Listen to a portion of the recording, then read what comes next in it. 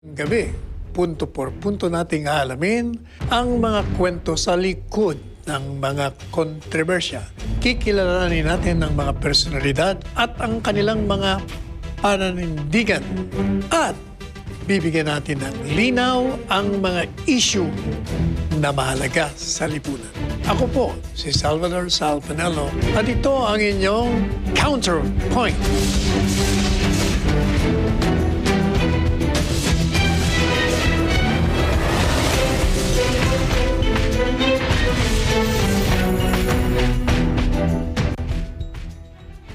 Alam po ba ninyo na meron akong passion in music at maliban po sa pagkanta, ako po ay kumakanta ng mga awitin, musika. At natatandaan ko during the 70s, meron po akong ginawang komposisyon batay sa istorya ng dalawa kong magkaibigan. Sapagkat meron po ako sa kaibigan na daanan ko sa kanyang bahay, nagpa-piano. Lumapit ako sa kanya at kipagsabay ako magpiano. Pagkatapos biglang dumating yung boyfriend. At sabi ng boyfriend "May I talk to you?" Galit siya pero nagpapaalam siya kung pwedeng "May I talk to you?" daw . Sabi ko, okay itong dalawang to . Tapos umakyat sila sa taas. So habang umakyat sila, nag-iisip akong gumawa ng kanta about them. So, pagbaba nila, after 30 minutes, sabi ko may ginawa akong kanta, pakinggan nyo. Ito yung lumabas. Ang title What Matters Is We Love. May I talk to you, my love, every moment of each day.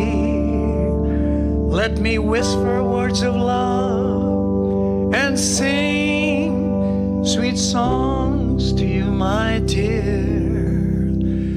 Love is not complete, my love, if I don't see you each day. Let me walk you down the aisles and build memories of love. People say we can't make it for some reasons unknown. For we can share the love for lives not here to stay.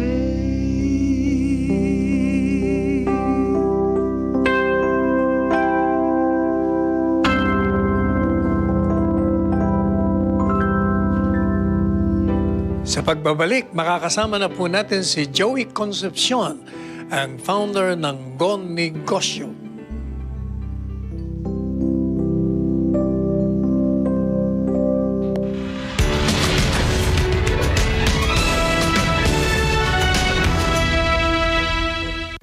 This portion is brought to you by RJK's.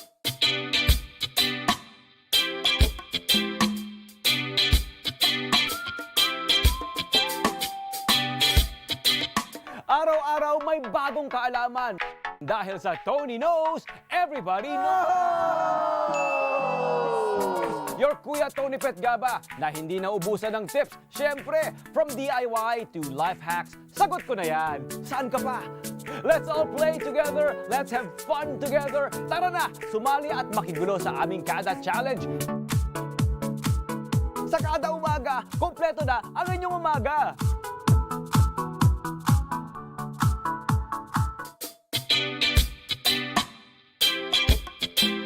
Others out there. Ang mga alaga nating hayop are more than just pets to us. They are like family. Katulad na naman ng ating unang bida for tonight na naging laman ng social media dahil sa kanyang mga alaga. Tinuturing ko po talaga silang mga anak ko. Alamin natin ang kakaibang animal advocacy ng Philippine Pet Birth Control Center Foundation. Our main mission po is rabies-free, stray-free Philippines. So kinakapon natin yung mga aso at pusa ng isang lugar. Ang miyembro ng The Beatles na si Paul McCartney ay isa ring kilalang animal rights activist. In fact, siya ang nagsabi na you can judge a man's true character by the way he treats his animals. Isang patunay sa wisdom na ito ni Paul ang kwento ng ating susunod na bida.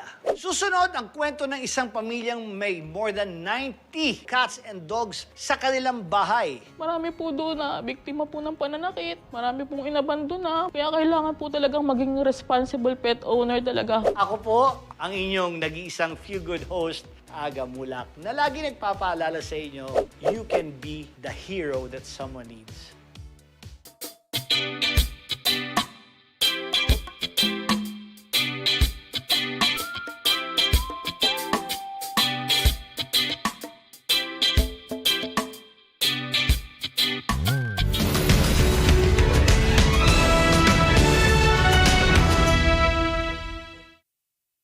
Maswerte tayo na makakasama ngayong gabi ang isa sa Philippines' 50 richest people in 2020. Kilala bilang founder ng Go Negosyo na ang layunin ay matukoy ang mga suliranin sa kahirapan at tugunan ito. Please welcome Mr. Joey Concepcion. Magandang gabi po sa inyo, Mr. Joey. Magandang gabi rin, Sal. Matagal ko na pong naririnig itong Go Negosyo. Marami nagtatanong sa akin, hindi ko naman may paliwanag. Kaya pinabuti ko kayo ng anyayan at marinig ng mga nagtatanong sa atin. Ano po ba ang simula ng Go Negosyo? And why did you conceive of this program?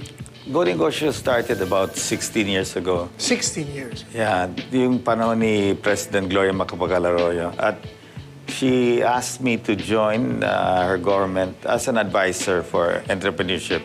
I decided to join the cabinet because, not actually the cabinet, but as an advisor. Kasi nakikita ko, as an entrepreneur myself, marami tayong maliit na negosyante, pero ang problema, they stay at micro at small lang. Hindi talagang umaangat. Nakita ko may opportunity dito na talagang dapat tumulong yung private sector ng mga malaking corporation katulad namin na turuan sila at bigyan sila ng pagkakataon na talagang umarangkada. And that's the start of Go Negosyo. So kasama namin, marami pa dyan ang mga malaking korporasyon na sumali dito. At syempre, in the early days, walang fund ang government. Kami, even under President Duterte, ako rin nag-fund ito. No support from government, except you have the role and you do the best with that role. Saan ba dapat mag-focus ang government sa backbone ng ating ekonomiya? Well, especially, if we want to make the Philippines more inclusive, this is the only way. Nakikita natin, the big business is only 1%. Yeah. But the micro, small, and medium enterprise is 99%. But the 99% employ about 63% of the people, no? And the 1% employ about 38%. So, if we want to create more jobs at mga trabaho sa mga tao natin, we have to scale up. So yung small magiging medium, ang medium magiging large, no? And especially yung micro, dapat umarangkada rin and then become small. So with that, we can generate more jobs. And of course, mismo sila, mga entrepreneur na maliit, kung mas magandang kita nila, then pwede silang mag-expand, no? So job generation can really grow if we help our MSMEs. And that's basically the principle. At ang simple lang ang platform ng Go Negosyo. Sa isang entrepreneur, the key is, as an entrepreneur myself, I started really as, maski medyo may kaya ang pamilya namin, I didn't work for the company. I went on my own. I started as an encyclopedia salesman. Talagang, I even tried to get a job from my classmate, no, and he was asking, bakit? You have your own company? But I said, no, I wanted to try and see. But then that's how I guess, when I started, I did well. Then you want to give back, no? That's normally the trend, no? Paano mo poprotekta ng mga local entrepreneurs? Our MSMEs really need, under our format of helping them become successful, importante isang MSMEs may mentor, may access to money, and may access to market, no? Tatlong M's yan. Yun ang talagang core of our program. Kasi kung wala kang mentor, you will get lost. Yourself, I'm sure, you've been mentored by your father, myself, my father. During his time, he created Namfrel. Yeah. During my time, I created Go Negosyo. And it's a different revolution. Ibang revolution niya. Kami, ang revolution is really helping the micro and small uplift their lives and challenging the system. Meron ba kayo naisip na propose bill o isang batas para matulungan itong grupo ng mga maliliit na mga negosyante? Sa tingin ko naman,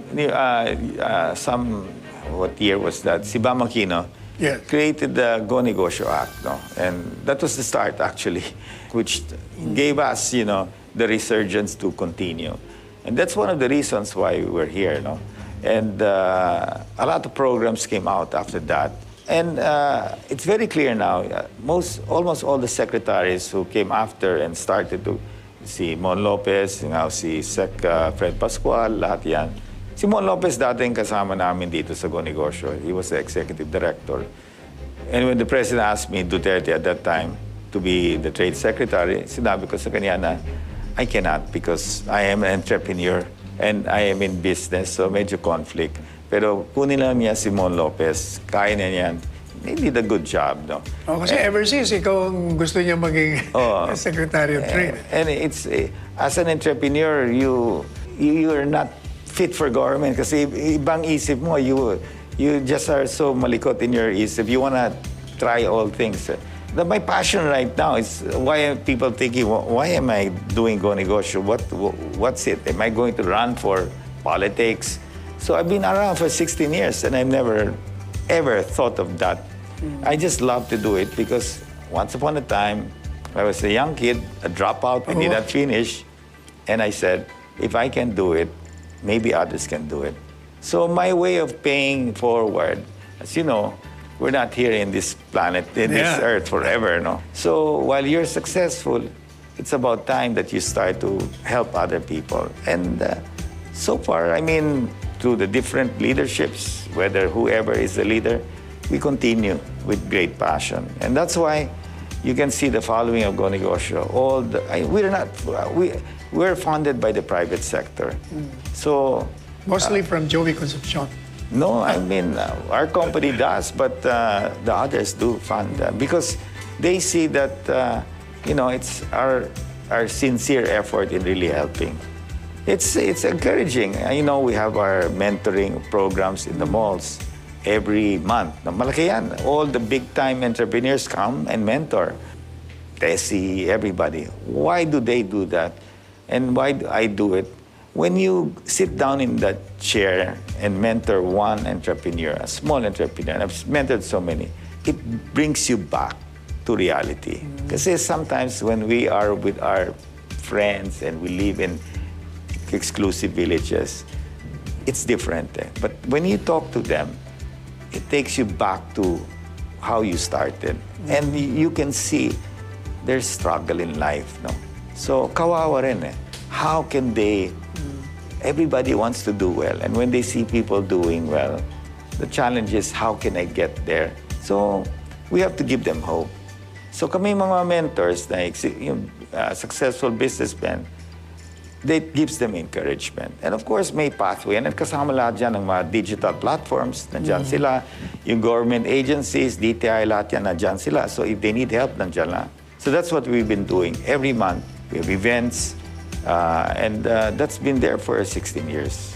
Now, with President Marcos, he promised in his campaign, it was all about MSMEs. No? So his first private sector event was actually our event last Friday. We were so happy that he attended our event because in the end, it was not just a campaign promise. It was reality because he attended that event. And it meant a lot to those enablers. Nung nakita siya, we have a president that is not there just can campaign and use that. But he did it.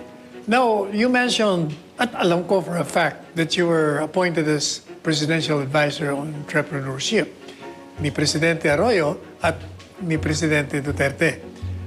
How can you describe your relationship with these two presidents? Sino bang, dahil siyempre pag-advisor ka, nakakausap mo, pumapayo ka. Sino ba sa kanila ang madaling payuhan na ginagawa yung payo mo o matigas ang ulo na hindi nakikinig? Well, si GMA is an economist. No? Okay. And she's talagang structured at magaling and more a controlling type of boss. No? Pero magaling and we got along well. And what is important is attending events. So she did attend events. See, President Duterte is different. If he believes in you, he'll let you do what you have to do. And, he attended most of our events, which was good. And he's a very popular president. No? So iba yan eh. Yung dating niya, pagpasok niya, lahat.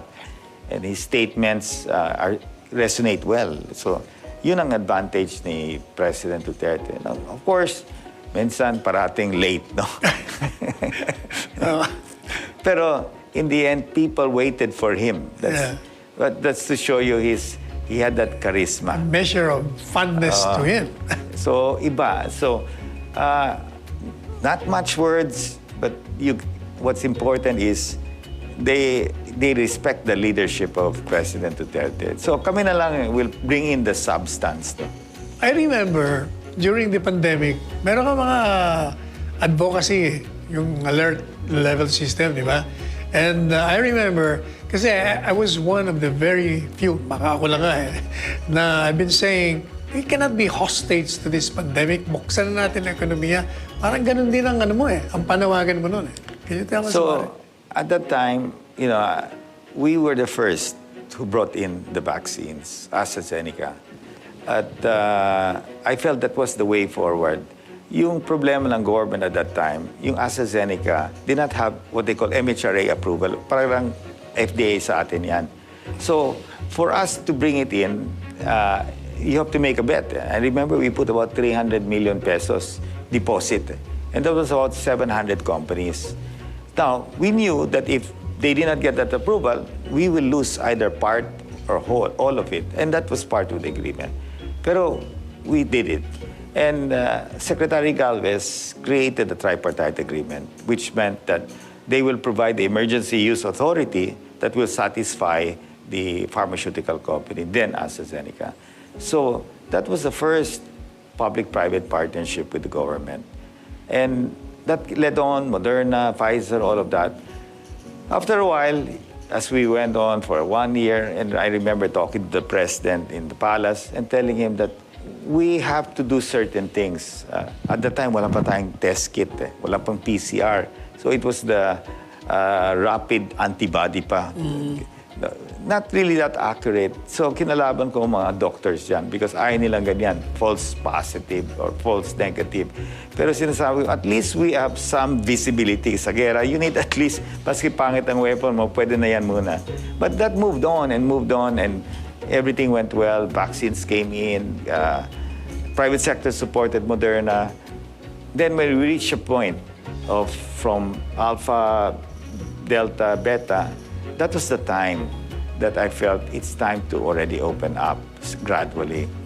So medyo maraming kalaban in the cabinet that didn't agree with me. But I felt that talagang yung mga micro at small natin, talagang tinamaan na. At hindi sila mabubuhay if we continue this way. So we were able to open up. We were able to persuade the government to bring down the quarantine from 14 days to 5 and eventually scrap it. So, I know where government stood, but then as private sector, kasi in our training kasi is, we look at the future, what is going to happen. If you continue like this, then you destroy the economy. And sometimes, these people, ubus na ang capital nila. Who's gonna lend them? So, and if that continued, then it would have been very bad. At least, look at what happened. All of what both public and private sector did, we brought down.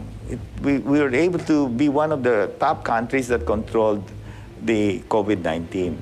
And we opened up. And today, we're in a better place. Okay, we pause for a break. Babalik po ang Counterpoint after this.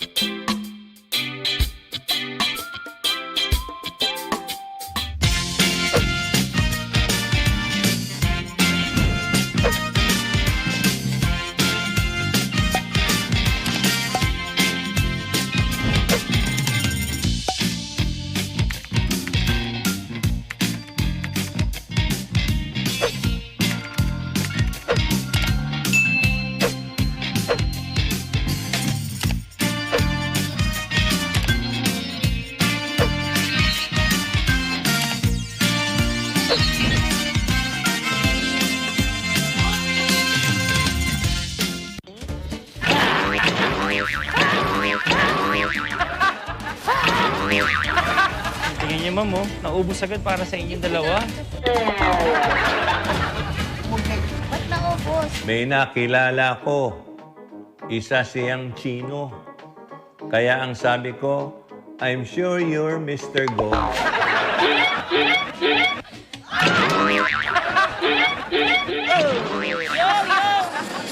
Pwede magpa-picture?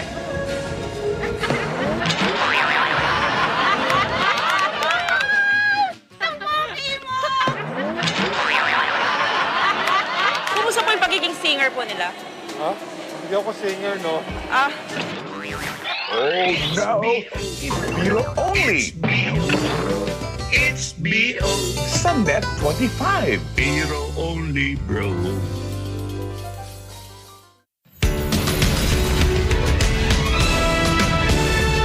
Sa pagpapatuloy po ng Counterpoint, aalamin natin, sisilipin po natin with his permission ang pribadong buhay ni Mr. Joey Concepcion. Ano pa bang mga hinahanap niya o ano pa ba ang gusto niyang marating bilang isang mamamayan maliban pa sa isang matagumpay na bilyonaryo. But before that, meron po akong gustong tanongin kay Mr. Joey. Mr. Joey, parang hindi ko narinig yata nung nakaraang halalan na meron kang sinuportahan na kandidato presidente. Sabagat ako in-endorse ko officially, personally, si Bongbong Marcos as candidate. At katunayan, ako lang yata ang kandidato na nangangampanya. Pero ang kinakampanya ko si Senador Bongbong Marcos kasi karamihan sa mga kandidato ang kinakampanya nila sarili nila. Pero kayo, ngayon ko lang, I just realized, parang wala akong narinig na may sinuportahan kayo. Well, my principle kasi when you're in business, you try to stay neutral. And yung advocacy namin sa Go Negosyo, we really want to try to be apolitical. And, you know, we had Candidatox. It was a tie-up also with Channel 5 at that time. And BBM was featured twice. And he told me that he only attended our events because he loved what we were doing. And of course, we also featured Lenny and every other presidential candidate, even Ernie Abella. So everyone. So whether they were ranking low, we featured all of them. And ako, ang tingin ko dito is that somehow businessmen will always try to support who they think. But in my case, I think we should give everybody a chance to say their piece and let the people vote. And after that, I mean, my first time I met BBM after the elections, about a month after, we had a 1-hour meeting. It's the first time I ever met him. My father and his father were in different opposing camps at that time. But to me, that didn't affect me at all. No. I respect him for what he's doing, and I think he respects us for what we are doing. Your neutral stance doesn't mean you were just playing safe. No. Just in case kung sino lumabas. It's really a principle that we try to avoid mixing politics with business. Sometimes you can't do it, but in our advocacy, you need the support of everyone, whether it's the opposition or... In fact, recently, some people were saying, oh, itong angat buhay ko, Go Negosyo, just copy it kasi angat lahat, no? But then, one phone call with Bama said, please tell the supporters that we're all here to help everyone. And so far, it died down. But it's also good business that all businessmen support all candidates. Correct. Yeah. Yes, that's... Talagang ganyan naman yan eh. Yan ang realidad. Pero that's a lot of money. So, pero kung lahat ng mga negosyante nagtutulungan, okay na rin. Anyway, puntahan na po natin, with your permission, yung personal na buhay mo, Mr. Joey. Pwede bang pasilip naman, bigyan mo kami ng salamin. Sino ba ang naging asawa mo? Ilan ang mga anak mo? At paano mo ba, kwento mo naman kami, paano mo nakilala yung maganda mong kabiyak? Alam ko, maganda ang kabiyak mo dahil na-meet ko na eh. well, my wife is Marisa.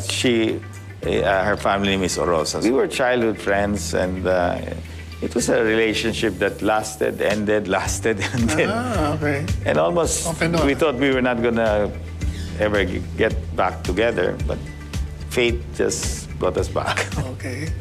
So we've been around. I think we're going to turn close to 40 years. Oh. I hope I'm right though. You got married at the age of what? Yeah, but no, I was young. I think 23, 24, somewhere there. And she was in the same age Yeah, bracket? very young. She's 3 years younger than I am. So, thereabouts. Ilan ba ang anak Now, mo? we have 5 children and I have 2 grandchildren. Oh. 4 girls, basically. 4 girls? And 1 boy. And 1 boy. Eh, ano naman ang motivation mo sa buhay mo? What drove you? What motivated you to rise to challenges in your life? My father.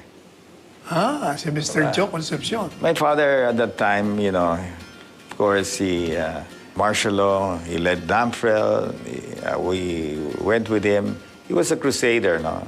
And he was also an industrialist. He inherited that from my grandfather. So we were exposed and we were part of that era. And he has moved on and eventually he did other civic activities. But ever since he was young, he had Pasay Citizens League for Good Government. He was really more of a community person, wanting to help the country. I never thought, to my mind, what's my dad doing, wasting his time? But look where I am today, no? In the same thing, helping MSMEs, helping the country grow. So, we treasure our parents in that way. Sometimes it's what they call subliminal mentorship, no? Just being with them, walking with them, you're already being mentored. Meron pa bang hindi mo nakukuha, nakagustuhan mo? Kung ikay bata pa, hanggang lumaki ka. Is there something else that your heart desires na makuha mo? O wala na? No, I think it's, in a way, it's formed up. Because before I was just focused on buying companies. We bought Selecta, we bought Cosmos. It's about growing our business. We've done well. Then after a time, you get to that point that you've acquired and done so much. What happens? So then there is the giving and returning, which is important. And that's how I got involved in this movement of Go Negosyo, which is supported by thousands of people. And today our following is over 2 million. So, what do you want people to remember you? Well, I don't want people to really remember me for anything. I mean, to me, it's the work. I want them to see that over time, there are people, businessmen, who give back, not in terms of money, but in terms of, creating a pathway of success for other people. Previously, I mean, the past generation, they tried to help create a more democratic environment. That went through a lot of challenges. But now, we have democracy. It's something different. Democracy is empty when you have a lot of people who are poor. So the real democracy happens when you really elevate the lives of more people. And how do you do that? That big business should come back and really help the small ones to go up. Because we were once like that before. We know how it feels. So are we satisfied we're a country of 100 people, 1 million people, and yet only 1% control the wealth in this country?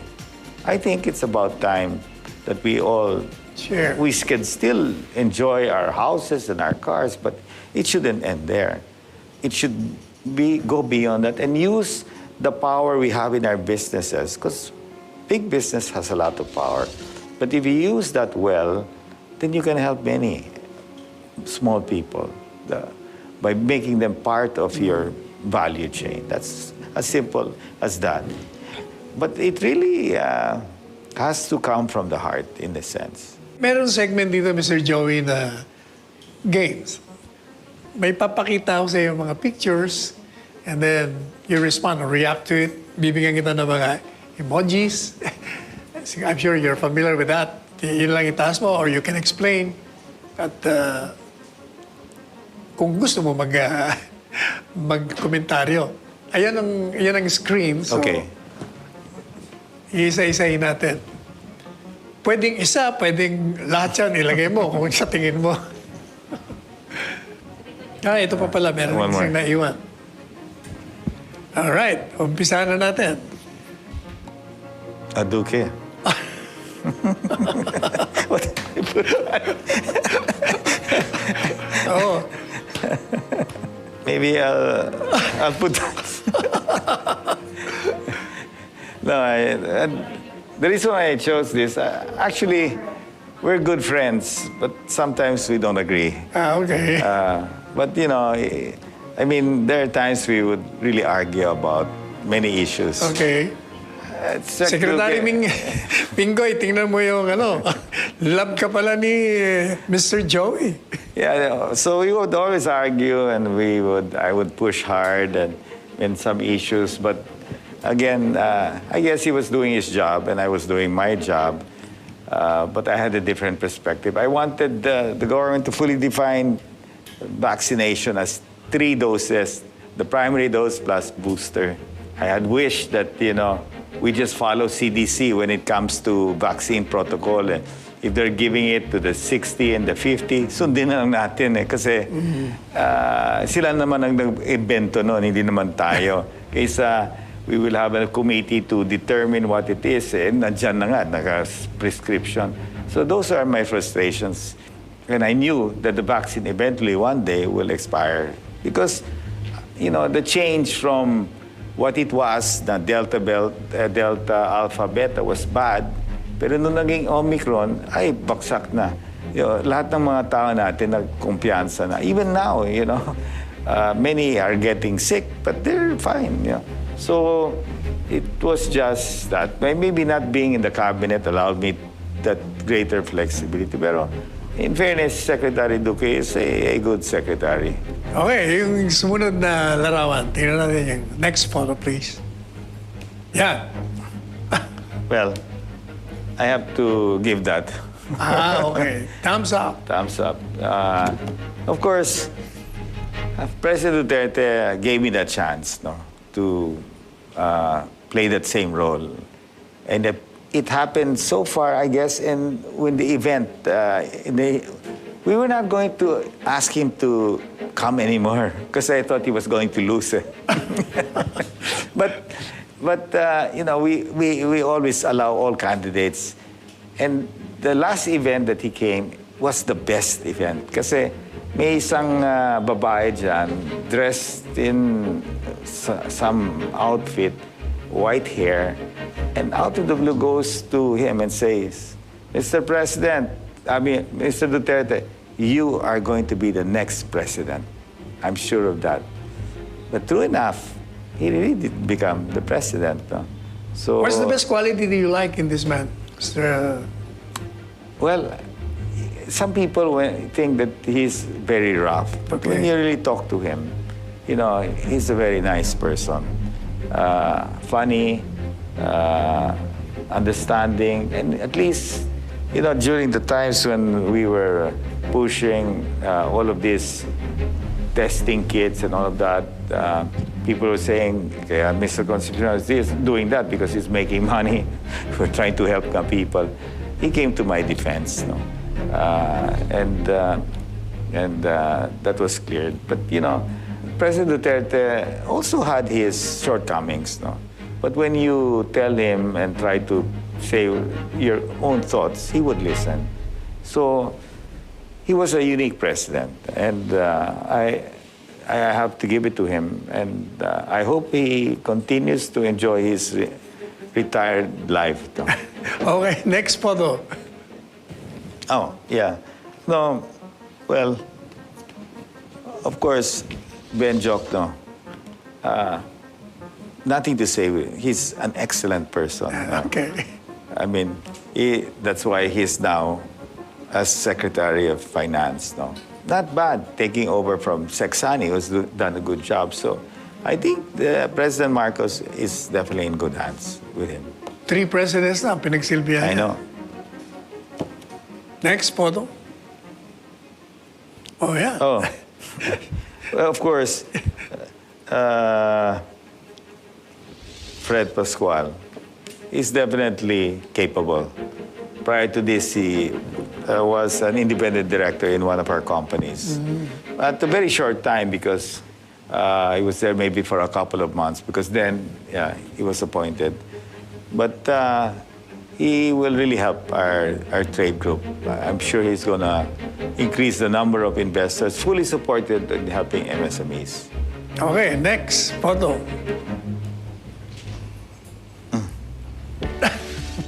This is the first one that came up, so might as well. Isa lang? Ano pa? Angry? Marami yan. Caring, ano ba? Yeah, lahat yan. Happy. Happy. Kompleto to. Oops. Well, we can add this also sometimes. Bakit? Bakit? Oh, Well, yeah. the last 2 weeks is more like this. Oh, dahil? Every day we're fighting.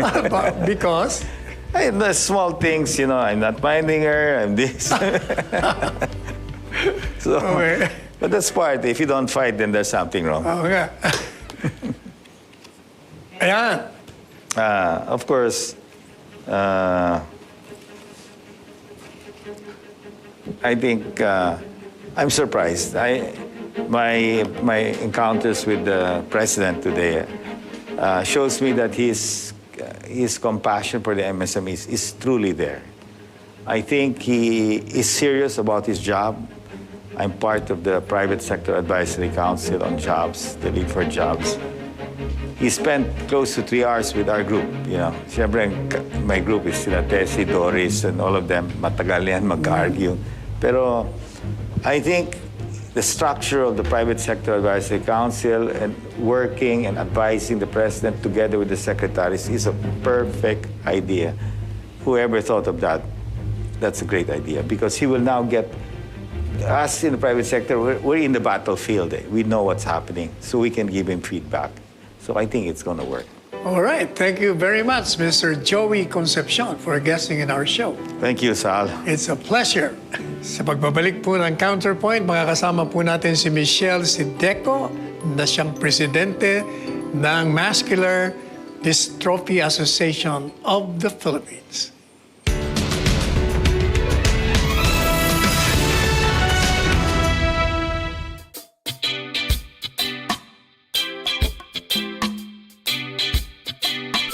Kiligin at patatawanin kayo ng ating makakasama ngayong linggo. Paano pagka nagkakatampuhan kayo ni boss? May LQ kayo, ganyan? Hindi na kami nag-aaway. Talaga? Tampuhan, gano'n. Wala nga, bakit ba pinipili? Naganda ng takbo ng buhay namin eh. Gusto mo magtampuhan din minsan. Bossing Vic at Pauline Luna Soto. Dream ko talaga maging mom. Mahilig kasi talaga ako sa bata. Kung nagkaroon man ng postpartum, wala, burado yan. Kasi pangarap ko siya talaga. Prepared talaga ako. Hindi ko alam kung anong sasagot ko, kung bubulahin pa kita. Alam mo, Sasabi ko ng totoo. yun na nga eh. Dito lang yan sa Moments. Abangan! Ba't ka nakachinila? Hayaan mo na, hindi na makita. Pati siya na siya. Walang papandaw.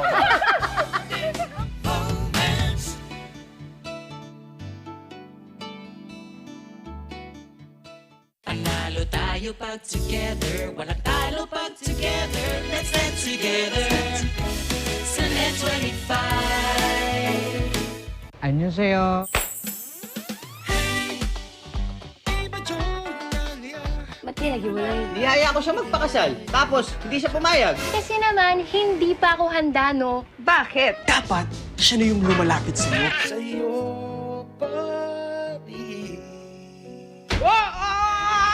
Bakit ka lang? Kahit ako'y malayo, ikaw pa rin ang nasa isip ko. Kahit ako ay malayo, ikaw pa rin ang nasa isip ko. Ikaw pala kumagat sa akin, ha? Ikaw pala yung kumagat sa akin, ha? Doc Willie, ikaw ang boyfriend ni Juliet? Yes, Abo. Nakita ko na kasi yung pinalit sa akin ni Juliet, eh. May tsura. Nakita mo yung mukha ko? Oo. Bawasan mo lang ng 10 kagapuhan. Ganun yung itsura niya.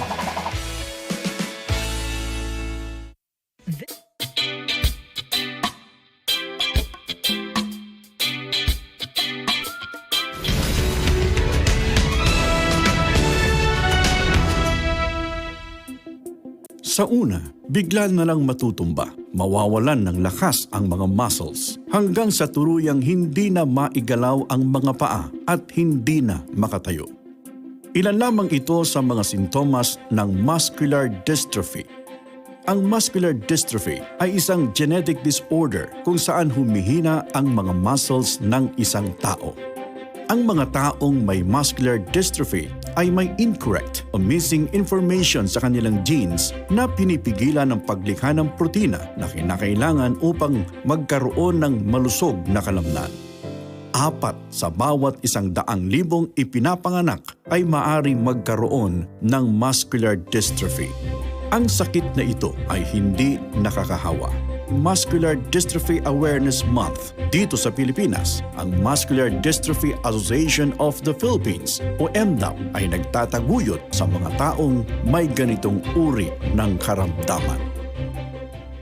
Ang muscular dystrophy ay isang inherited genetic conditions na mamana na kalaunan ay magiging sanhi upang ang mga muscles ay manghina at tumaas ang pagkakataon na ito'y maging kapansanan. Ito po ay progressive condition. Nangangahulugan na sa pagdaan ng panahon, ito ay lalala. Para maunawaan po natin ang ganitong kalagayan, ngayong gabi, makakasama po natin ang Pangulo ng Muscular Dystrophy Association of the Philippines, si Michelle Sideco. Magandang gabi. Magandang gabi po. Maaari po bang bigyan nyo kami ng paliwanag? Kasi kahit ako ngayon ko lang narinig itong muscular dystrophy. Ano po bang sakit ito? Ito po yung unti-unting panghihina ng aming muscles na kalaunan po hindi na kami makakalakad. Kaya karamihan napaparalyze na. Kaya marami, ang member po namin, meron din kami mga bata. So magmula 2 years old. Yung klase po ng kanilang dystrophy, yun ang pinakamalala po. Kasi Duchenne ang tawag sa kanila. Marami po kaming type. Ito pong organization namin, bali po iba't iba po ang type. So, meron kayong sakit niyan? Meron po. Kailan kayo nagkaroon ng sakit? High school po ako na nagkaroon. Paano nyo nalaman na meron kayong ganong uring sakit? Alam niyo po, yung pag nasa eskwelahan ako, bigla na lang ako mahuhulog. Ibig sabihin, parang nawala na kayo ng strength. Yes po, yung tumitiklop na po yung tuhod ko. Na parang nagtataka po ako, ba't parang hindi na ako makatayo. Hindi naman kayo nahihilo, basta na lang titiklop Hindi na po, lang. basta na lang biglang mahuhulog na lang ako. Tapos pag sa blackboard, hindi ko na maitaas yung kamay ko. Kasi yung sa akin po, limb girdle, muscular dystrophy po yung sa akin. Nagsimula dito, bumaba sa paa, umakyat hanggang leeg. So how long does it, yung nung high school kayo, halimbawa, di na tumumba kayo, na nakaka-recover naman kagad? Oo, nakakatayo, pero ang dahan-dahan, parang hirap na kami, parang hanggang unti-unti naramdaman ko na parang, nagtataka kasi ako ako lang yung ganito, bakit ano nangyayari? But in a day noon, nung high school kayo, how often does it strike? Ay, madalas po. Yung tuhod ko po, lagi po yan. Sa isang araw, palaging nahuhulog. Yes po, mahuhulog na lang ako. Hanggang ginawa na po ng parents ko, yan na po yung iba't ibang hospital na yung pinuntahan. Lahat, sasabihin, wala ka namang sakit. Kasi hindi pa, rare pa to, hindi pa nila alam ng mga doktor. Kailan nalaman lang ng ganitong uring? Na-diagnose po ako, yung after high school. So, tuloy-tuloy po yung ko sa hospital.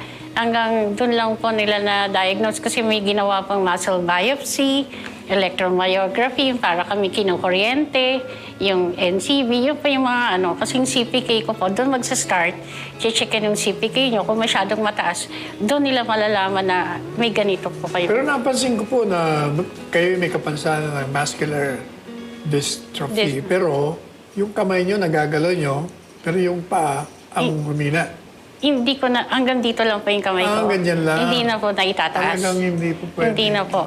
Marami po sa kasamahan nga namin, pati pagkain, yung kain, hindi na po nila kayang kumain. Kumbaga, swertihan na lang kung gaano katindi yung bilis ng panghihina namin. So ako ngayon sa edad ko to, swerte pa rin po ako, nandito pa ako dahil tinaningan po ako ng doktor na maswerte na po ako, maabot ako ng 30. So, that time, nagmadali po ako mag-aral, magtapos lahat. Kasi akala ko hanggang 30 lang ako. Pero at least now, I'm still here sa edad kong to. Ngayon, kayo ang presidente ng Muscular Dystrophy Association of the Philippines. Yes po. Can you walk us through kung anong goals, anong programa ng mga ito? Ito po'y tinatag namin ng ano. Kung nagsimula lang po sa Facebook lang, Okay. ako kasi ang pangarap ko lang, meron pang katulad ko. Kasi that time wala po akong katulad. So sa Facebook lang, ang bumuo po dito si Miss Mona Pindog at yung kasama namin na si Ron Del Rosario. 2012 po yun. Tapos nag-meet up kami ng 2013 sa isang restaurant. 7 lang po kami. Ito ngayon. And then from there, nag-start ng 2018 po, may isang American foundation na sinabi sa amin na gusto niyang mag-sponsor kami, magkita-kita. So, doon kami nagkita-kita noong February 2018, after 5 years po ng ano. And then, doon na po tinatag ang dati Muscular Dystrophy Philippines hanggang sa nung NASEC registered kami, naging Muscular Dystrophy Association of the Philippines, short for MDAP. Yun ho bang asosasyon nyo? Gaano karami ang may sakit na ganyan? Meron ba kayong statistics sa Pilipinas? Ito po kasi marami po in denial pa rin sa ibang probinsya Okay. na hindi nila matanggap kung ano ba talaga, lalo na yung mga malalayong ano. Sa ngayon po, yung members namin nasa 100 plus po kami. Sa association? Pero kung titingnan po natin siguro sa data, higit-higit pa dahil sa mga malalayong lugar, talagang ang dami po nila. Meron nga kasi kasama namin na magkakapatid sila, lahat meron. So kung 2013 ang establishment nito, Hindi, yung na ano pa talagang official po kami 2018. at 2018. Yes, 2018 lang po. So, 4 na taon na kayo. Opo. Kailan anibersaryo nyo? Ito pong kami, September 25. Sana po makarating kayo. Aba, kung may imbitasyon, darating Yes tayo po. kahit saan lugar, kahit sa planeta, Mars. Mga doktor po nandoon para sumuporta po sa amin. Ang goal po kasi namin, attorney, magkaroon kami ng halfway house. Kasi okay. po, yung mga nasa probinsya, magpapacheck up po dito sa PGH o wala po silang lulugaran. Hindi nila alam saan sila titira. Yun na nga lang po makarating ng Maynila. Malaking na po, gastos, parang saan sila tutuloy. Pero syempre, malayo pa po yun. Pero yun po talagang goal namin, magkaroon kami ng halfway house, ang MDAP. At the same time, may susakit man lang na, alam niyo pa, hindi na kami tatanggalin sa wheelchair. Mahirap po ito kasi parang hirap po gumalaw. At hindi na po kami nakakatayo. Talagang binubuhat na lang. Ganon po. Okay, marami pong salamat. Kayo'y nagpaunlak sa aming imbitasyon at na tuklasan namin ang ganitong uri ng sakit at meron pang organisasyon at nalaman na rin namin ang mga layunin. Yung po sinasabi nyo na ang problema nyo ng pag pupunta kayo sa Maynila, naisip ko bigla si Senador Robin Padilla. Kailangan dyan isang batas na kailangan pumasok ang gobyerno upang alalayan kayong mga Sana po may ganun po. may kapansanan. May lulugaran po yung mga katulad namin. Pati po, ito po September po kasi is MD Awareness Month namin. So parang gusto lang po namin paalam na may ganito pong sakit. Yung marami pong hindi nakakalam na may ganitong sakit.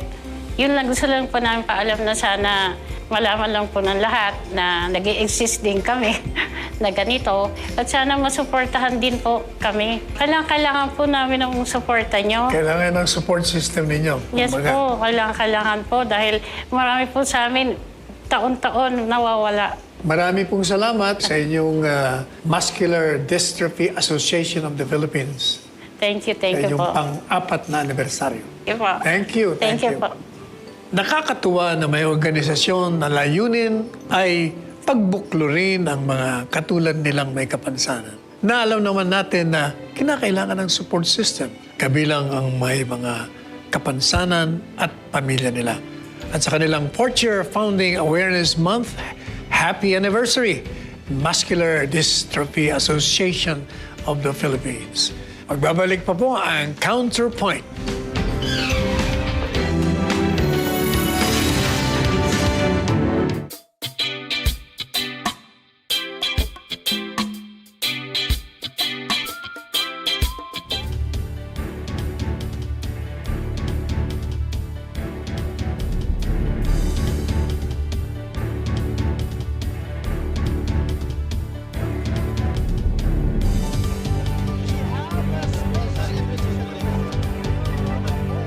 Open for business with Cesar Vallejos. Sunday, 9 p.m.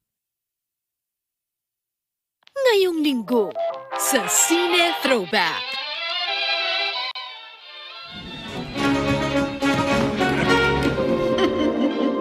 Fluffy, that feels real good.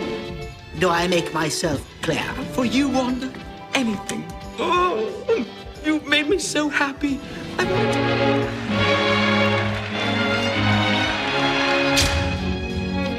Ngayong linggo, alas 12 ng tanghali.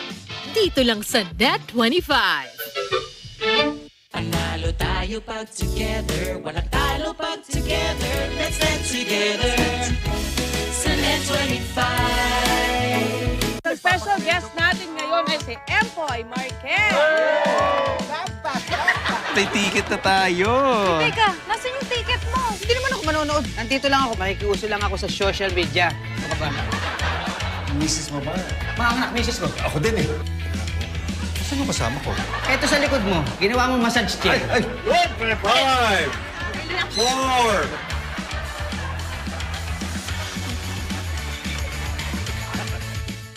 Ang mga Tara Gamers for tonight, sila ang mga pangalawang magulang na gumagabay sa ating mga anak sa paaralan.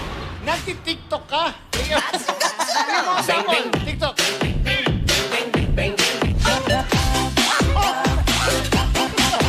Yan ang mga teachers natin ngayon, di ba? Eto na, kamay sa batok. Gladys, Yes, wait. sa batok. Ano ang ibig sabihin ng letrang R sa MTRCB? Bakit rin mo pinasa? Sagana na siya sa love life. Ito ang Tara Game! Ay, sarap. This portion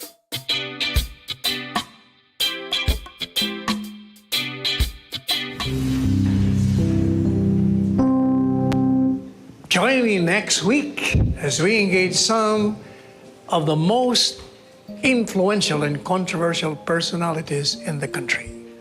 Ako po si Salvador Sal Panelo, and this is your Counterpoint. Joey,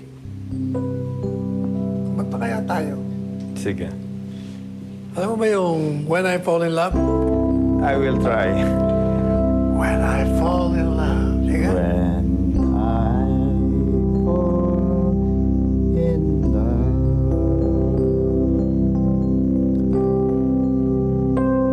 it will be forever, or I'll never fall in love. In a restless world like this is, love is ended before it's begun, and too many moonlight kisses seems to cool in the warmth of the sun. When I give my heart, it will be completely, or I'll never give my heart. And the moment I can feel that, you feel that way too, is when I fall in love with you.